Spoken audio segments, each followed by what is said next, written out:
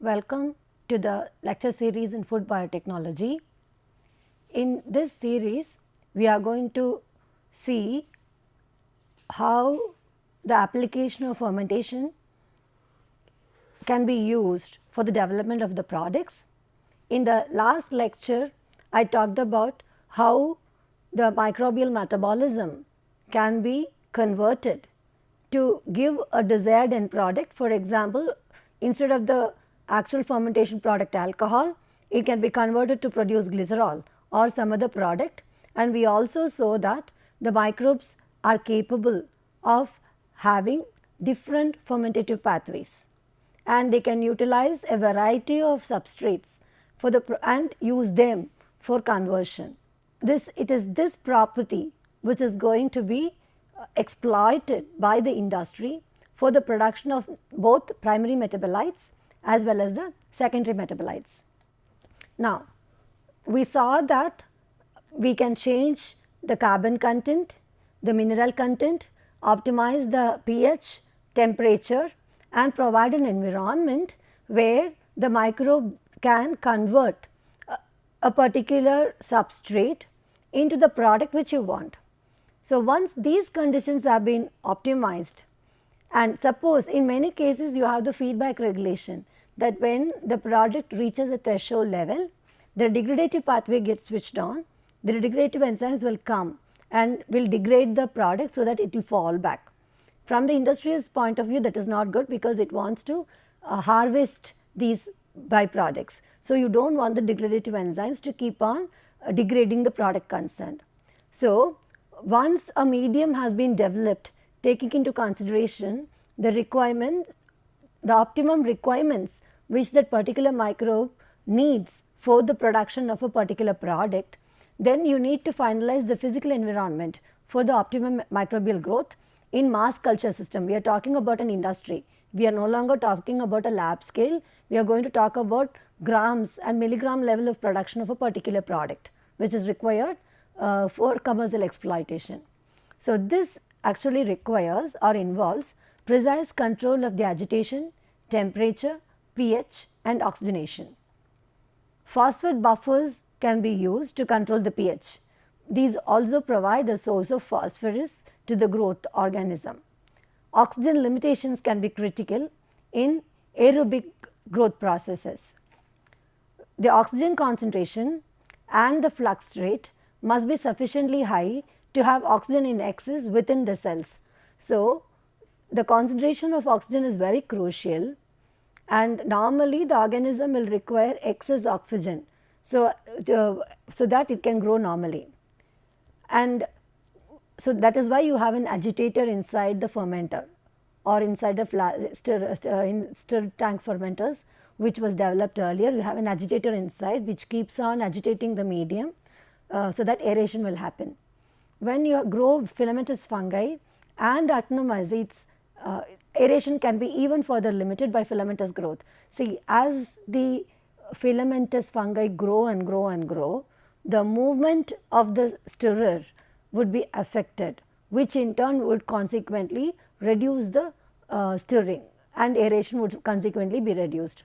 Such filamentous growth results in a viscous plastic medium which is known as a non-Newtonian broth, which offers even more resistance to stirring and aeration. So, once filaments have overgrown, which we now call this medium, now we call as a non-Newtonian broth. This is a sort of plastic viscous broth now. The viscosity and this plasticity in turn will offer more resistance to stirring and thereby reducing the aeration further.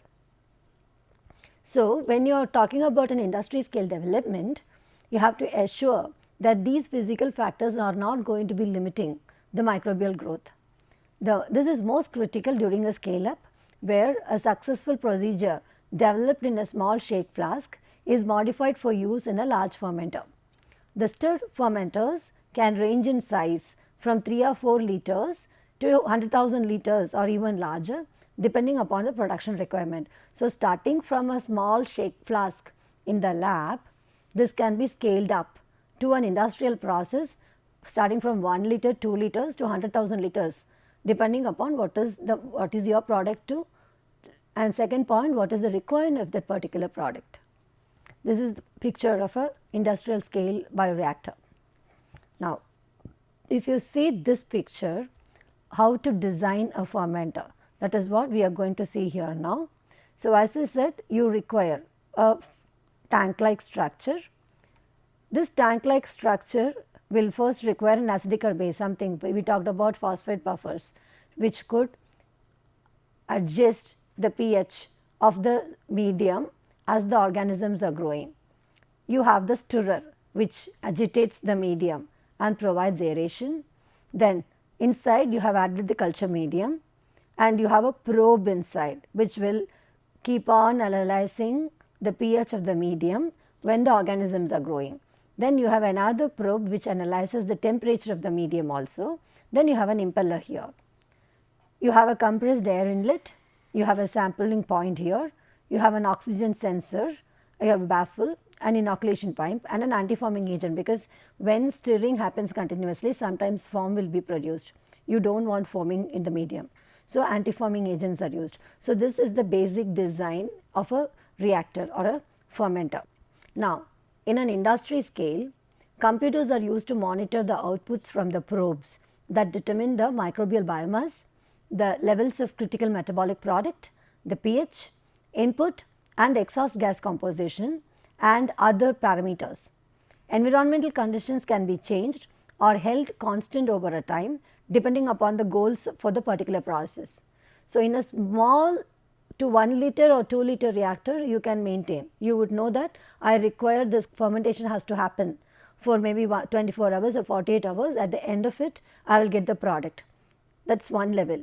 But in an industry setup, when you are running 100,000 liters of a reactor, that such manual monitoring is not going to be possible. So, you link it up with computers to monitor the output with the various probes, so that you can pinpoint, you can specifically find out the microbial biomass at each point of time, the critical rate of the metabolic products, the pH, the input, and if at all you see any error, you can take steps to adjust so that your ultimate production of the particular concerned product is not affected by the change which happens during the fermentation process. The critical component in the medium, usually this is the carbon source, this is added continuously, this is called as a continuous feed, so that the microorganism will not have an excess substrate available at any point of time. And this is actually very, very important when the carbon source is either glucose or any other carbohydrates. It should just be sufficient for the growth, it should not be excess at all. If excess glucose is present at the beginning of fermentation, then this can be catabolized to yield ethanol, which is lost as a viable volatile product and reduces the final yield. See, when you have excess of these carbohydrates or sugars, they will become fermented, and that fermentation is going to lead to ethanol. This in turn will change the pH of the medium. So, finally, in the long run, because of this excess glucose which you added in the medium or the carbon source in the medium, the production level of the ultimate product becomes less. That is why we said reduced yield in this particular case. Then you have different types of fermenters which have been designed for various purposes. The first among them is the lift tube fermenters. Here you do not have a stirrer. So, normally, as I said, if stirrers are present, when you grow filamentous algae, they can interfere and cause fouling, especially when you are growing the filamentous fungi. So, in the case of lift tube fermenters, they eliminate the need for the stirrers. So, filamentous fungi can be grown here. The second point we are talking about is solid state fermentation. Here, growth of the culture is without the presence of water. So, you keep a particulate substrate, and this substrate is kept moist to maintain the surface water film. You are not, the medium is not a solution, it is not water, it is not a broth, but it is a particulate substrate which is just moist, and on this particulate substrate you are growing the microbes, oxygen is available. So, this is called as solid state fermentation. Then you have the fixed and fluidized bed reactors. Here the microorganisms are associated with inert surfaces like biofilms, and the medium will flow past through either the in a fixed bed reactor, the particles are fixed. In a fluidized bed reactor, the particles are suspended. So, depending upon whether you are talking about a fixed bed reactor or a fluid bed reactor, the medium will flow past these and the microorganisms will grow there. So, in a fixed bed reactor, see, this is the fixed support, whereas in a fluidized bed reactor, you have the fluid which is the flow in, this is the flow out, the particles are suspended here. Here it is as microorganisms are growing on the surface of the support material in the case of a fixed bed reactor. Now, the next type of fermenter which you can design is dialysis culture unit. In dialysis culture unit, the waste products normally diffuse away from the culture. The substrate may diffuse through the membrane to the culture. So, what do you have? They allow the toxic metabolites to diffuse off. So, accumulation of the toxic metabolites can also interfere with the end product accumulation. So, you need to remove them. So, normally in a reactor you have a vent you can remove of waste materials, but here you are talking about the removal of the toxic metabolites which diffuse off from the microbial culture. So, and at the same time new substrate will diffuse in, so that the organism will have a continuous substrate for its growth, which in turn will lead to excess production. At the same time, the toxic products are being continuously removed by diffusion, so that their interference will not be there for the production of the material concerned. Continuous cultures. We use chemostats to improve the cell outputs and the rate of substrate use, because microorganisms can be maintained in a continuous logarithmic phase. Now, in a continuous culture, what is happening is that on one side, from one side you are adding the medium continuously. So, the substrate, the medium gets replenished again and again and again. From the other side you have a vent which will remove off the medium. So, because of this, because there is a marked substrate present which the organism can use as a nutrition, the organism would be consistently kept in the logarithmic phase, which is the actively dividing phase, the log phase. Okay. But when you have a continuous maintenance in the logarithmic phase, sometimes the metabolite might not be formed, because now this now depends upon whether you are looking for a primary metabolite or whether you are going to look for a secondary metabolite. Some of the secondary metabolites are formed when starvation happens, that is towards the end, when the log phase is over and you have a stationary phase which comes, then it comes towards the death phase. That is that at that time many metabolites are formed. So, whether you are going to have a continuous culture or you are going to use any other type of reactors depends upon, one, what is your substrate, two, what is the end product you are looking for. 1. When we talk about primary metabolites, these are compounds related to the synthesis of microbial cells during balanced growth. So, this will include the amino acids, the nucleotides and the fermentation end products like ethanol and organic acids.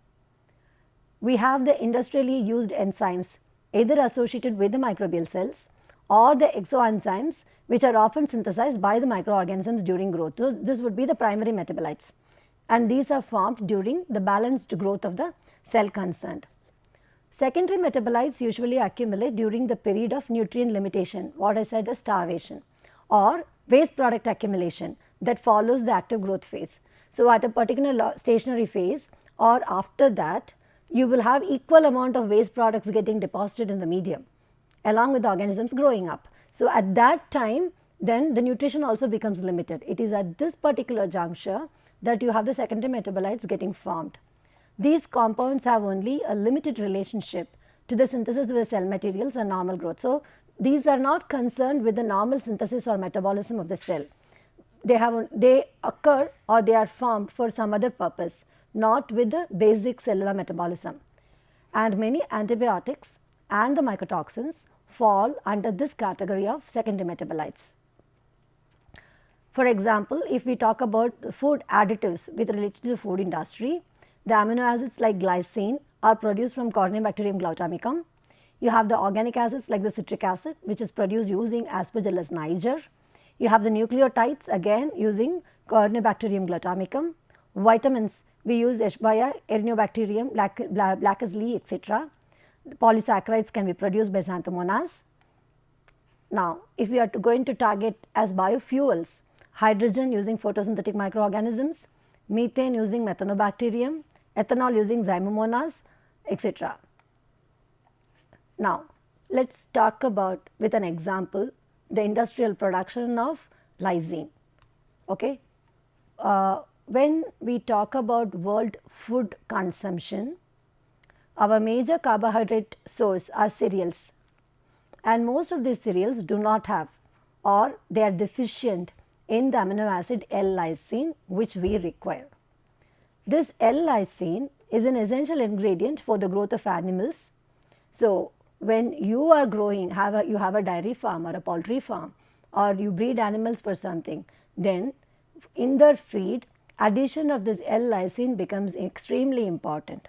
So, for the production of animal feed, you add this L-lysine as an extra additive to the animal food.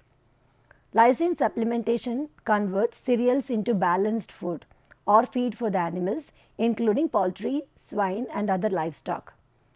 In addition to animal feed, lysine is also used in pharmaceutical industry, it is used as a dietary supplement, and it is also used in cosmetic industry. Let us look into the background of how this is synthesized. It is a member of the aspartate family of amino acids, and in the bacteria it is produced by a branched pathway where along with it you have the production of methionine, threonine and isoleucine. So, lysine, methionine, threonine and isoleucine all come under the same branched pathway of the amino acid production, and this pathway is controlled, highly controlled, especially if you take E. coli as an example. The production of each of these amino acids is controlled by regulatory mechanisms. And if you look into the regulatory mechanisms, for example, E. coli contains 3 aspartate kinases. Okay. So, there are 3 aspartate kinases. Each of these aspartate kinase is specific by a different end product, meaning is it methionine which is synthesized, is it threonine which is synthesized, or is it lysine which is synthesized. Accordingly, that particular aspartate kinase would be regulated, the end product regulates the production.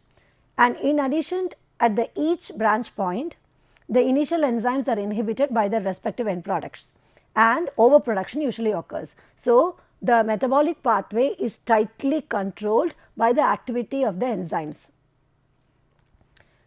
Corynebacterium glutamicum, the organism is used for the commercial production of L-lysine. This contains a single aspartate kinase that is regulated via a concentrated feedback inhibition by threonine plus lysine. So, when the threonine plus lysine concentration reaches a particular threshold, the pathway of production of L-lysine will stop there in Corynebacterium glutamicum. Now, what we do is using recombinant DNA technology or genetic engineering technology,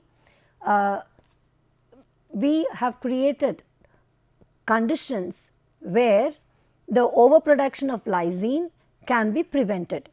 That is, one, overproduction of lysine. Second, what are the factors which limit this? So, one is the feedback inhibition of aspartate kinase by lysine plus threonine. This is the first step. Second is the low level of dihydrodepicolinate synthase.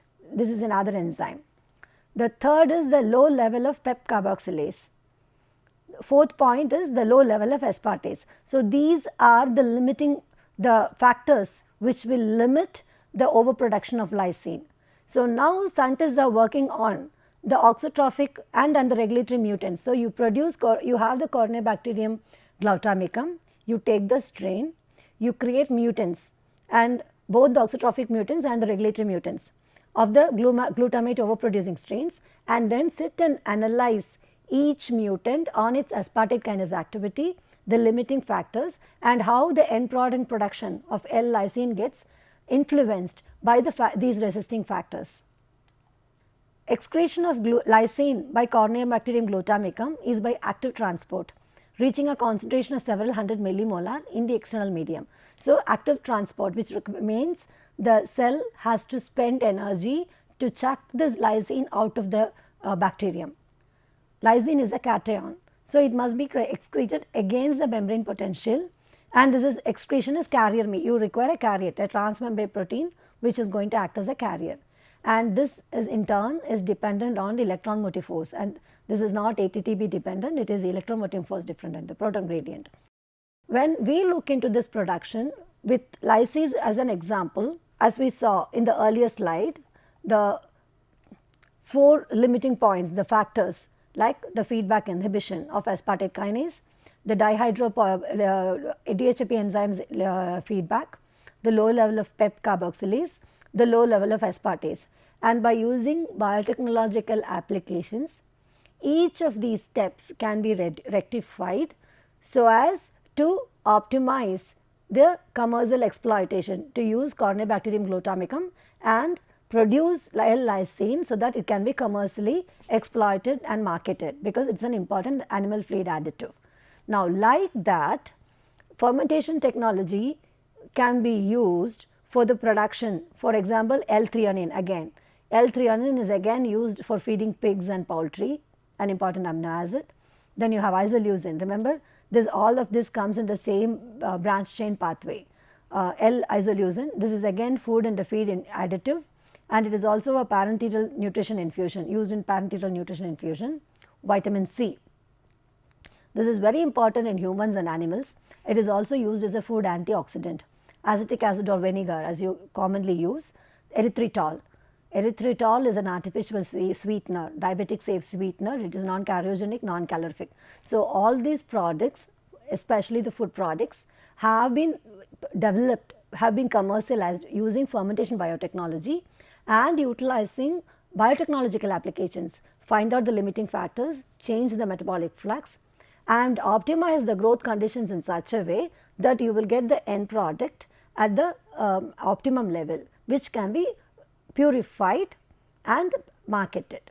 That many of the antibiotics and the mycotoxins are formed as secondary metabolites when the starvation limit is reached. So, then you have the riboflavin, the vitamins, many products are formed as a byproduct when you are going to synthesize ethanol or when you are going to synthesize some other product. So, suppose you have a microbe which can, suppose you are looking for the production of ethanol, but during that production you have some other component which is also synthesized, which can be utilized, which can be purified and utilized. How will you optimize conditions in such a way that, for example, I am saying penicillin, or I have riboflavin, or I have another antibiotic, rifampicin or streptomycin.